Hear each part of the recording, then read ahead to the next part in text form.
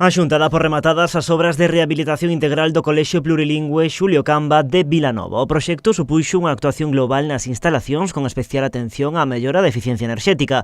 Os traballos supuxeron un investimento por parte do Goberno galego de case 800.000 euros. Esta mañá o conselleiro de Educación visitaba o centro. É unha reforma integral deste cole Xulio Camba, ten un investimento en torno a 800.000 euros, foi unha reforma prácticamente integral dos dous espacios deste centro educativo e creo que se puxo a disposición dos máis de 300 alumnos que están en este cole dunhas instalacións perfectamente renovadas e que, ademais, do punto de vista enerxético da preservación no medio ambiente, pois funcionan con criterios de eficiencia enerxética. Ademais do cambio da cuberta, fiestras e iluminación, tamén se instalou un ascensor e un baño adaptado para salvar as barreiras arquitectónicas, uns traballos que gustan ao alcalde vilanovese que permiten, di Gonzalo Durán, mellorar a calidade do ensino no municipio. O colexio tiña carencias, houve un momento que había hasta materiales con amianto, e bueno, o colexio ahora cumple con todas as condicións, está en perfecto estado, e eso que o que se trata é de que haya as instalacións que é o que corresponde